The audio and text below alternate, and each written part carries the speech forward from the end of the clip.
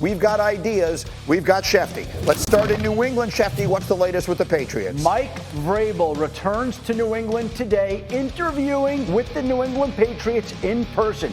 Obviously, he is if not the favorite for that job, but the Patriots also are scheduled to speak virtually with Ben Johnson on Friday. They're trying to line up an interview with Aaron Glenn. We'll see whether that happens, but I think Vrabel remains if not the favorite. Meanwhile, in Chicago, the Chicago Bears were denied permission to talk to Mike McCarthy, but they cannot be denied permission to talk to Pete Carroll, who's interviewing today with the Chicago Bears. This is a job that he wants. After taking the year off, he decided he wants to get back into coaching, and he's talking to the Bears today about how he could take a former USC quarterback as the former USC coach and help transform that organization. So you got Pete Carroll in Chicago, you got Mike Vrabel in New England, while questions continue to loom about Mike McCarthy in Dallas. Again, the Bears said you cannot talk to Mike McCarthy. Now, if you're the Dallas Cowboys and you're talking to Mike McCarthy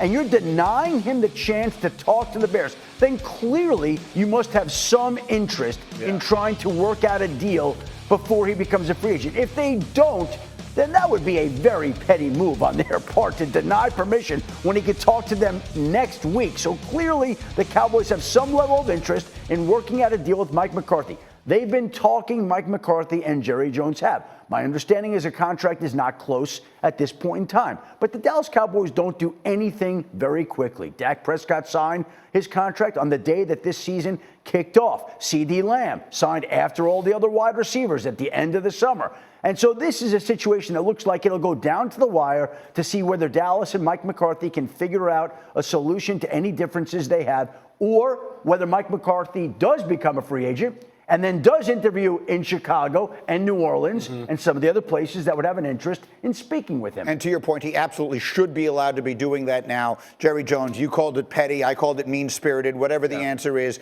we've been trying to attach some logic to it, though, okay? And maybe that's dangerous. Maybe what is going on there defies logic. But you just gave me an idea.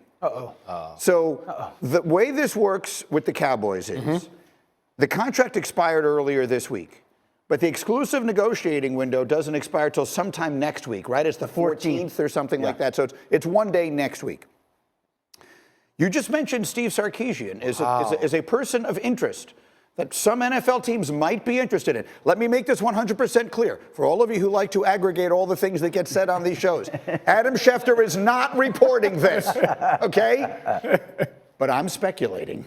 Recklessly, perhaps. The way this makes sense is if Jerry Jones has someone in mind that he wants to see if he can get, and if he can't get that person, he still wants Mike McCarthy. Well, what is this? What is the big thing that happens between now and January 14th? Steve Sarkisian's season might end, and he might get the opportunity to have that conversation before the exclusive window. I want to come back to this. We see all these teams submitting requests for all these candidates. All these candidates are talking to all these teams. To the best of my knowledge, Dallas has not requested an interview with any one of these candidates. So I guess Dallas could always jump into the head coaching search next week if something doesn't get done with Mike McCarthy and find the candidate that they want. But they're already falling behind these other teams in the search for a new coach if that's the direction they go. So what are they doing? There has to be a plan here. Right. They're not just doing this willy-nilly and flying by the seat of their pants. So I think plan A is to get that deal done with Mike McCarthy. But if they can't, what is the plan? And I think Jerry Jones knows what that plan is. He knows what plan B is in this particular case. And plan B might even be plan A, but he can't get to plan B until he flushes out the McCarthy situation. So I feel like you're kind of saying the same thing I am here, which is a delightful. But you used the name and I didn't. Exactly right. So again, to be clear, Adam Schefter did not use names. I just did. But the bottom line of it is this. Okay, so let me just ask one more question, and then I'll let you guys have at it. What does it mean making a deal with Mike McCarthy? What are we talking about? He's been the coach there the last 5 years. Are we literally just talking about haggling over the money? The decision that he's decided he wants him back at this price, but he doesn't want him back at this price? Well, I think is that what we're talking about? I think it's the length of the contract, how it would work, whatever issues that each side have to flush out. But again, you've had all this time. It shouldn't be that hard to figure out for the two sides. Oof. There's a theory called Occam's razor, which is that the most, I totally know what that is. the most likely. Let him do it. What is it? Go ahead and tell everyone what it is. You just said you know what. What is Occam's razor? You guys think I have any chance? Okay, Occam's razor is basically the concept that in any circumstance, the most likely explanation is usually the explanation. That's Occam's razor. And so the most likely explanation is he has another idea. Jerry Jones has someone else in mind that he wants to hire. And for whatever reason, he hasn't been able to do it yet. And this is one place, this is one circumstance that at least it makes a little bit of sense. It is interesting to speculate about. Orlovsky, go. Yeah, I have said that I think many teams in the NFL are going to want to talk to some of the college football coaches in the college football playoff that are left if they lose. I don't think it's just Sark.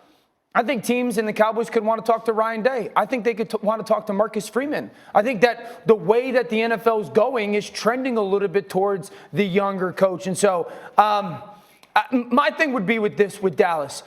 You may not want Mike McCarthy to be your future head coach or whatnot. Just do him right as a human being, as a man, as a leader who's given a lot to the NFL. So it's either you want Mike McCarthy to be your future head coach, and that's easy to get it done. If we're being honest, it's the Cowboys. Or you don't, or you're interested in someone else.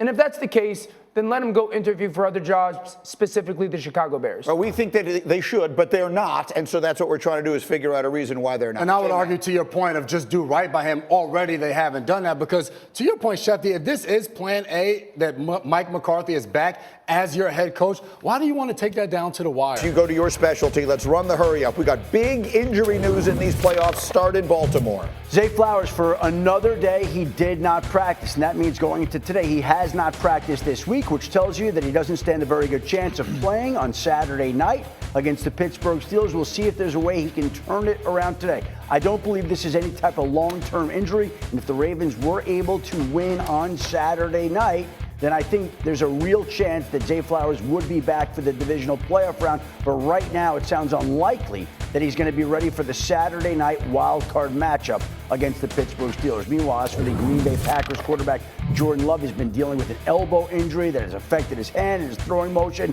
He obviously was taken out of the regular season finale against the Chicago Bears, was limited in practice yesterday. He is expected to be out there on Sunday against the Philadelphia Eagles in a huge wild card matchup. The question is, will that be of any issue to him with his hand and his elbow, and will it impact the throws that he makes? But Jordan Love is expected to start despite those issues in his elbow and his hand. And as for the Philadelphia Eagles and their quarterback, Jalen Hurts remains in concussion protocol, but he was on the practice field yesterday. He was throwing the football. And right now, it would be a major upset if he were not out there on Sunday against the Green Bay Packers. He still needs to clear protocol, but the expectation is he will. And barring some sort of setback, Hurts will be back behind center against Jordan Love and the Green Bay Packers on Sunday, with both quarterbacks having some questions, but both quarterbacks expected to play. I just was looking at the weather in Philadelphia, which I hadn't done all week, just to see. I would assume like really bad cold might be worse for Jordan Love. It does not look like it's going to be really cold. 40 degrees,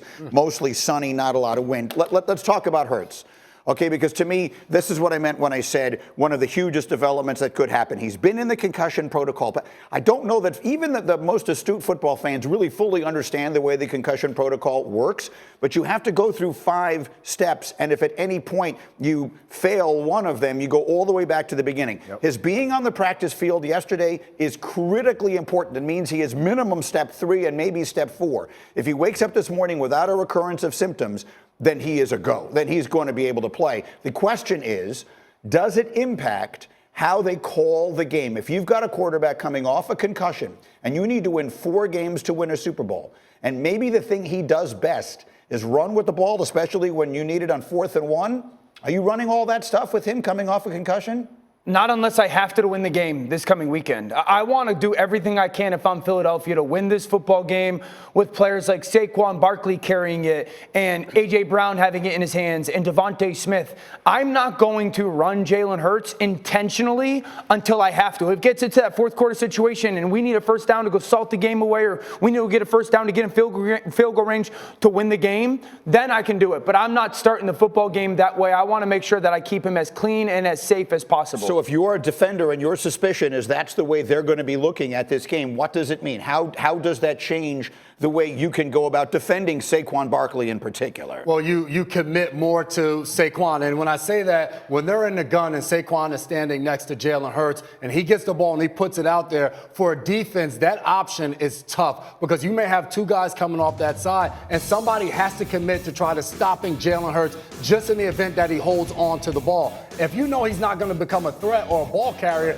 you're now diving down and committing to getting Saquon Barkley on the ground. It's almost what Pittsburgh does versus Lamar Jackson. Exactly. When we saw that last game where Derrick Henry's going off, but every time Lamar hands it off to him, there's T.J. Watt is standing in his face because they're making sure Lamar has to give the ball and not hold on to it. For the Packers defense, if he's not going to take it, we can all just crash down and commit to Saquon. So if I'm Jalen in that situation, and even for Kellen Moore, have that discussion and say, look, if you do pull it on a zone read, slide. Like, we only need 3 or 4 yards. That's still going to cause the defense to respect me as a rusher. Because like you said, if you know he's not going to run the football, of course, Saquon Barkley's a 2,000-yard back. You know this guy's going to get the rock. So Jalen Hurts, that actually might work in their benefit. How about the tush push? Because that is such an enormous part of what they do. It's one of the most unstoppable things we've ever seen in the league, called 1st and 9. Are we running that? Yeah, I am. I don't think the tush push is that big a deal because it's such a condensed space. I mean, a lot of times he gets so low. And you're not taking big hits because most of those guys have within 2 yards of the line of scrimmage. So it, for me, would be more the hit that he actually got injured on is when there's that space and you're covering ground from there. The tush push doesn't concern me as much as it is. Really? Yeah. That looks like a force field. It looks like just his body is being thrown everywhere. But there's not this. There's not that running bang on your head either. I agree. Okay. But let me add this. So Himbo gave me this stat. So the Packers rush defense, outside the tackles, when you have outside the tackle runs, they're 3rd in the league, which is amazing. Inside the tackles, between the tackles, 24th in the league. Yeah. So it just means run the football up the gut with Saquon Barkley. You take the equation now away from Jalen Hurts having to be that guy to run up the middle. Cindy, you can put the picks up on the screen. This is the absolute kiss of death for the Eagles because everyone here likes Philly to win the game, which means, as I've said a million times, whenever everyone thinks something is going to happen, it never goes that way. Yeah, listen, if Philadelphia can't beat Green Bay without their number 1 vertical threat and a quarterback who's got a little bit of a dinged up elbow, you're not nearly as good as we thought you were. Well, that's what I wanted to ask you two guys. I've got 2 quarterbacks sitting here. So he's got an elbow. We saw, all of us can see him doing that. I think everyone in the world, you don't have to have been a football player to know what that feels like, right? You got the little tingling in the finger. Yeah. How much of a factor he's going to play? Schefter said he's going to expect him to play. I'm just thinking, as I see all those picks, and I see everybody on the Eagles, and look, the Eagles should win. They're at home. They're a 4.5-point favorite. They're a 4.5-point favorite. They've been a really good football team. I'm curious, last year, the Green Bay Packers, in a similar spot, played another NFC East team on the road and crushed them. They beat him. Yeah, we saw that coming, though. That was like 100-8. We saw that coming? Oh, yeah. Hembo, was Hembo over there? What was the line on that game? Did someone find out? What were the Cowboys favored in that game against the Packers? That's the betting line. Oh, I would bet more. I would bet more. Go ahead. I get the point. I don't think it affects him that much. I do expect him to have a glove on if it does impact him. I've watched Matthew Stafford go through that. If I was Green Bay offensively, I would come out ultra aggressive. I would challenge Philadelphia's secondary. I would try to take a lead and jump on that football team that has had some slow starts this year. They're minus 35 in the first quarter, and I would force Saquon Barkley out of that football game if I was Green Bay. I think Jordan Love will be okay. That's when that elbow can start barking, and then maybe have some issues later in the game with the hand. There you see it. Green Bay was a 7.5-point dog in that game against Dallas. So, that was... Hold on, but Dan said everybody saw it coming. Well, if you paid attention to it, you did. So this is a different game. We like this Eagle team much more than we liked that Cowboys. Significantly better on defense. They have. I think Jalen Carter has the chance to have a massive impact on this football game. Green Bay's really good. Their run game is sensational, and they're a very good offense. The Watson stuff's a big deal for me.